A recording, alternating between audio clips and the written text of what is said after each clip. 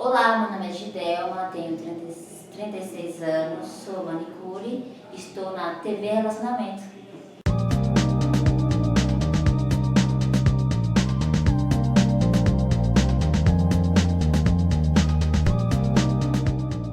Olá, internautas, iniciamos mais um programa Gestão Executiva e hoje nós temos aí a honra de bater um papo com um grande profissional e um brilhante pastor. Pastor Luiz Fernando, muito obrigado pela tua disponibilidade e atenção para vir conversar com a gente. Eu que agradeço, Sr. Kendi, uma honra muito grande por ele estar aqui. Agradeço o espaço e a oportunidade da gente bater esse papo. Perfeito. Agradecimentos também ao xerife. Isso, meu amigo xerife, animal, que foi aquele... Isso, aquele elo. Perfeito. Fez aí esse intercâmbio, né? Perfeito. Minha gratidão. Pastor, conta um pouquinho para os nossos internautas onde você nasceu, tá? O que realmente te levou aí a ser um grande líder, né? Como é que você abraçou a causa da igreja, né? E agora sim, tendo toda essa experiência aí com pessoas, né? Como gerir uma comunidade, né? Também você ter a preocupação com a gestão. Então, é até interessante a história. Eu nasci no Capão Redondo, né? Ah, tá. A gente diz que é o miolo de São Paulo, né? Isso, ali próximo de Santo Amaro. Minha infância inteira foi ali.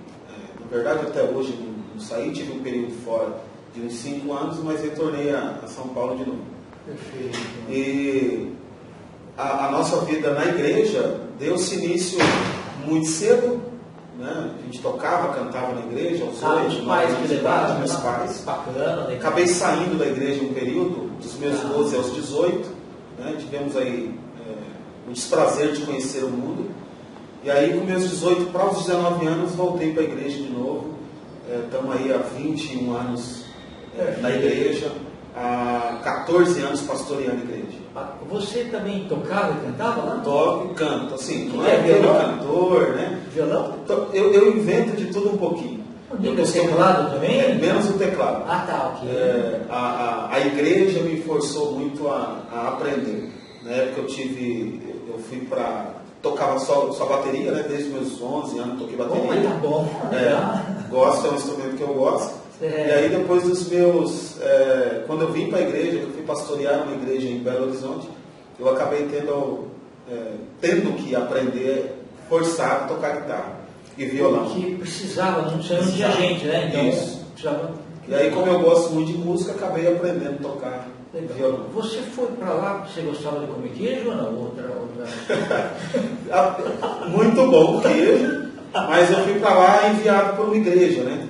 Na época a igreja me enviou, nós estávamos montando o núcleo lá, e a igreja acabou enviando para lá e nós acabamos indo. Você nem conhecia Belo Horizonte? Né? Conhecia, tinha já um convívio, eu tive lá os meus 20 anos, sou muito bem tratado lá, tenho muitos amigos, inclusive mandar um abraço para esse povo mineiro. Para mim, eu hoje viajo o Brasil e igual o povo mineiro no aspecto de hospitalidade, acolhida, né? Eles são diferenciados, né? Fui muito bem acolhido por uma família, eu chamo ela de mamãe, né? Mamãe Cristina, e chamo o senhor de papai Joaquim. Tenho um carinho muito grande por eles. Então tivemos essa amizade bem... como se fosse um filho, né? Foi. Me trataram bem, me levaram para dentro de casa, mesmo não me conhecendo direito. Me receberam lá durante esses 5 anos. E hoje, todos os anos eu vou lá. Que bom. Isso virou para mim uma obrigação. E sempre serão inesquecíveis. Sim. Eu guardo muito comigo uma palavra muito simples. Gratidão. Eu acho que a pior, e eu não sei se seria, até me perdoe a palavra chula, mas a pior desgraça de um ser humano chama-se ingratidão. Eu guardo muito comigo princípios de gratidão, eu gosto muito de ser grato a quem estendeu a mão na minha vida inteira. Maravilhoso, perfeito. E aí você foi estudando bastante aí a Bíblia, né? E indiretamente começou a saber muitos conceitos de psicologia para poder gerir, e de gestão, né? Sim. Para poder fazer a gestão de tudo, né? Sim. A ideia, né? A ideia central da Bíblia, eu costumo muito dizer isso, a ideia central da Bíblia é justamente ser abençoador de pessoas. Né? Nós somos chamados, eu gosto muito, esse é um texto que eu gosto muito. Jesus, quando ele se apresenta aos discípulos, ele usa uma expressão dizendo assim como o Pai me enviou, eu envio vocês. E se nós pegarmos a história de Jesus toda, o que a gente tem? Um Jesus que veio para dar a vida por outro. Então ele veio para sentir a dor do outro, ele veio para trocar de lugar com outras pessoas. Empatia maior. Não tem. Não tem. Eu não diria nem um cristianismo, eu acho que isso deveria ser um princípio do ser humano.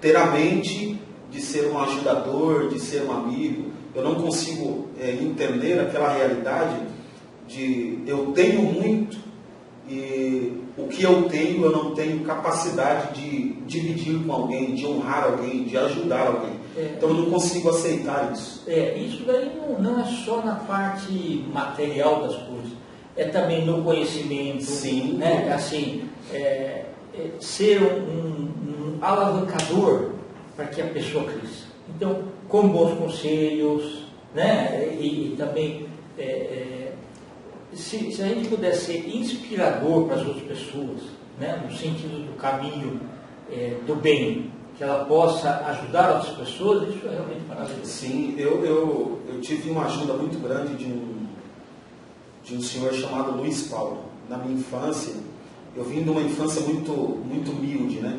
Meus pais muito humildes, né? Minha mãe, até pouco tempo, trabalhava de doméstica para alimentar a nossa casa. E em frente à nossa casa, esse senhor morava, ele era enfermeiro, até hoje ele é, e ele pegou um carinho muito grande por mim, me ajudou muito, me incentivou a estudar, me conduziu muito, até hoje eu tenho ele como um grande conselheiro, e eu me lembro que um dia eu fiz uma promessa para mim mesmo, que o que ele fez por mim, eu iria fazer com o maior número de pessoas que eu pudesse. Então hoje virou missão de vida. Virou. Então hoje eu encontro pessoas, hoje o que eu posso fazer, se for preciso eu abrir mão de mim mesmo para poder honrar outras pessoas, eu assim faço. Muito bacana. Ô, Luiz, e o que te levou aí a pensar em entrar na vida pública? Essa é uma pergunta muito boa e eu vou responder assim. A gente, eu particularmente como pastor, nós estamos muito próximos de muitas pessoas. Então eu particularmente estou muito envolvido com pessoas de comunidade, tanto da classe baixa, média, classe alta. Tenho muitos amigos que são empresários. E eu entendi uma coisa.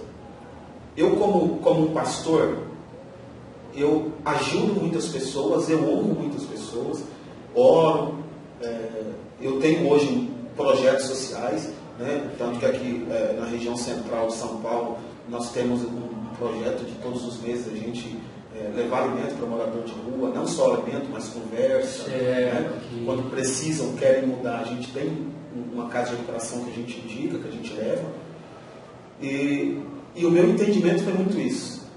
Nós como religiosos somos muito limitados a muitas coisas, então tem muitas coisas que a gente não consegue fazer. Eu entendo bem essa tua parte, porque eu participei de grupos de jovens também, e a gente vê assim, quando você chega só na parte do emocional, ele dura pouco. Sim. Porque depois vem a realidade dura de novo, isso que é difícil. Então, assim, tem determinadas situações que ela tem que ser mais abrangente, ou seja, você tem que ter até o poder, sim, de mudar as coisas. Porque não adianta, eu sempre digo isso, não adianta a gente levar um alimento hoje, o alimento acaba. Exatamente.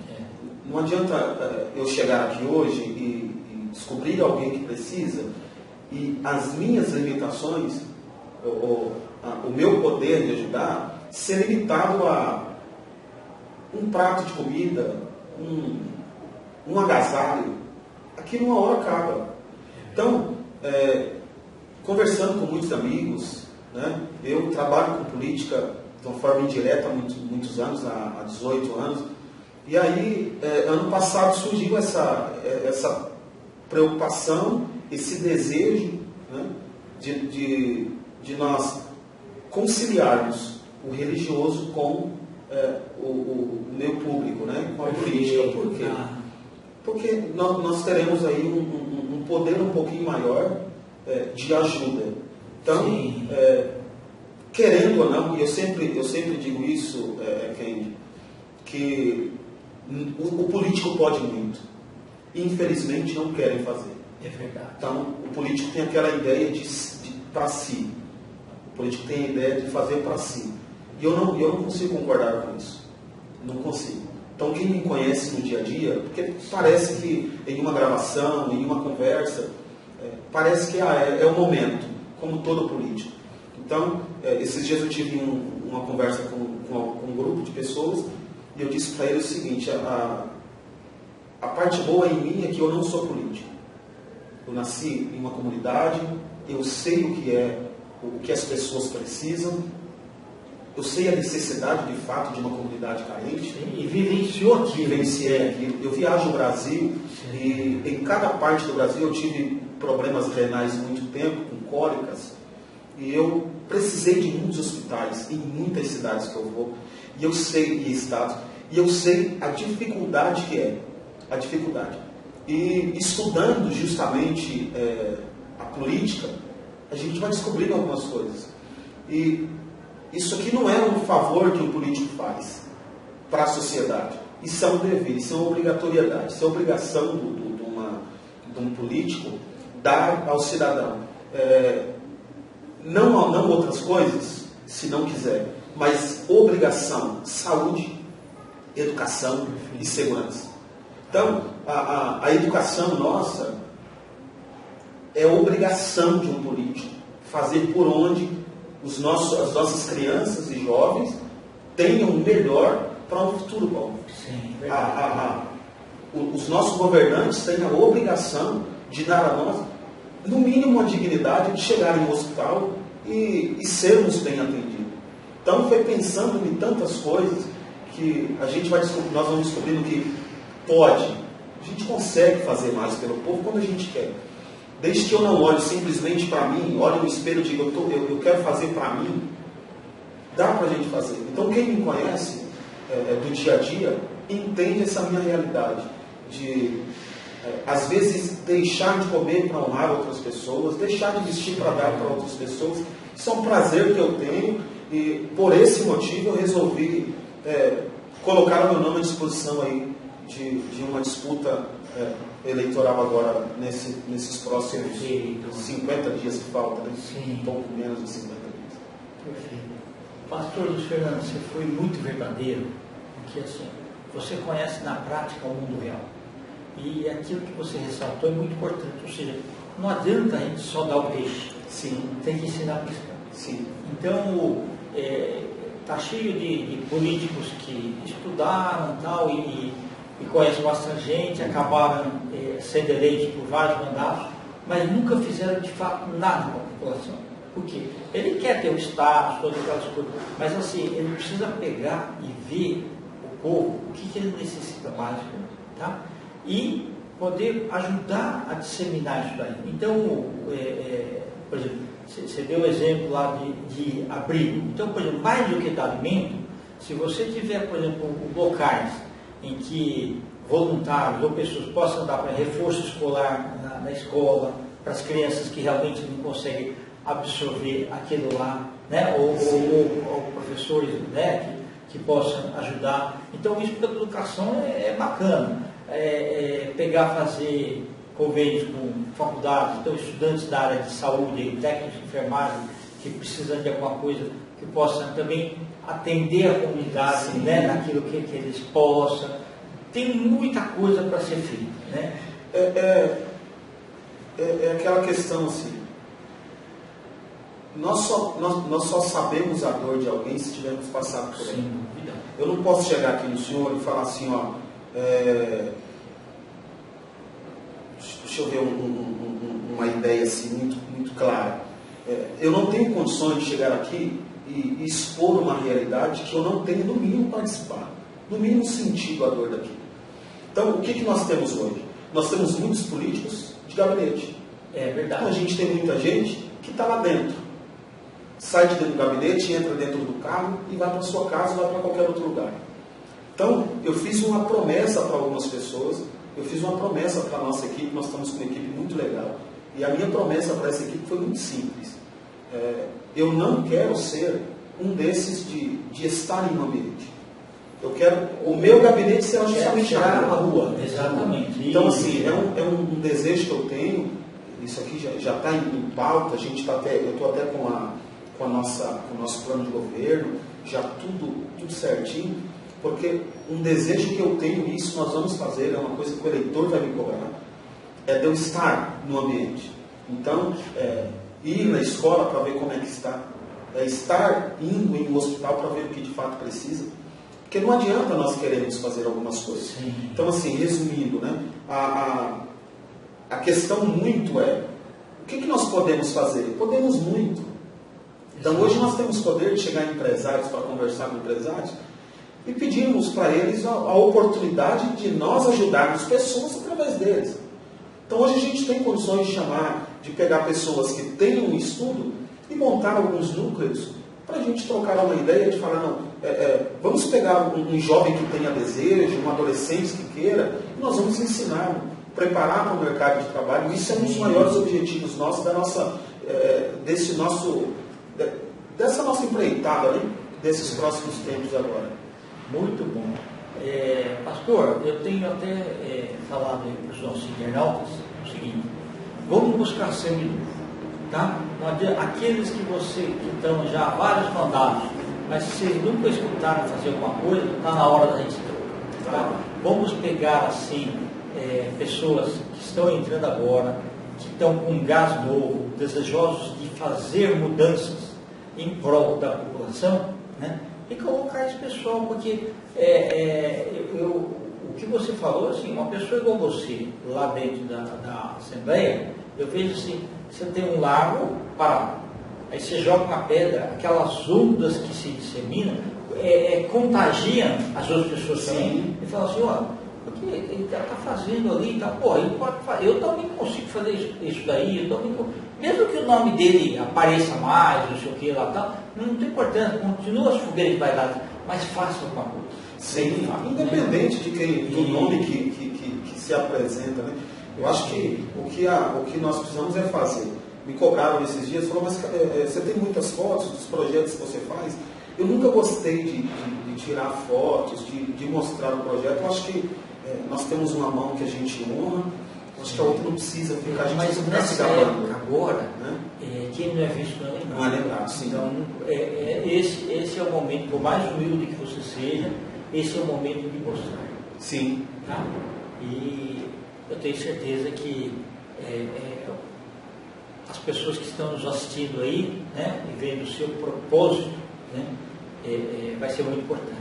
Maravilha. Pastor Luiz, nós estamos aí nos santos finais, tá? Eu te desejo muito sucesso. Muito obrigado. Eu queria que você deixasse então uma mensagem aí para os nossos internautas, o seu número, acompanhem, né? E também suas redes sociais, tá bom? Maravilha. Primeiro, gratidão. Obrigado pelo espaço aqui dessa TV. Eu tenho que pegar a colinha para lembrar, né? TV Relacionamento. TV Relacionamento. Com o nosso amigo Kendi Sakamoto, uma figura, meu Deus, maravilhosa. E deixar aqui meu abraço também à executiva, né, do nosso partido. Eu sou do PTB. Perfeito. Né? Na pessoa da nossa presidente Sandra Campos, presidente do PTB Mulher, e do nosso presidente Otávio, né, presidente aqui estadual, aqui em São Paulo. E minhas redes sociais, para quem quiser ir nos acompanhar, nosso Instagram está lá, PR Luiz Fernando Oficial, né? O Facebook Luiz Fernando Oficial, e também no YouTube, tá bom? E o nosso telefone, eu costumo dizer isso sempre, nós precisamos fazer isso, né? Hoje você não tem um político que dê o número, né, de telefone. Hoje a gente não tem aquele político que dê o número do telefone dele. Eu estou com esse número que eu vou dar agora já há alguns longos anos, tem quase 17 anos. Então o número do meu contato é 11 988 28 2205. Ok. Muito sucesso aí, viu? Obrigado. Aí. E para quem quiser depois de acompanhar, a numeração do nosso, já saiu já a numeração, 14040. Perfeito. Tá ótimo. Obrigado. Internautas, com os agradecimentos então ao pastor Luiz Fernando, nós finalizamos mais uma gestão executiva. Um grande abraço e até a próxima.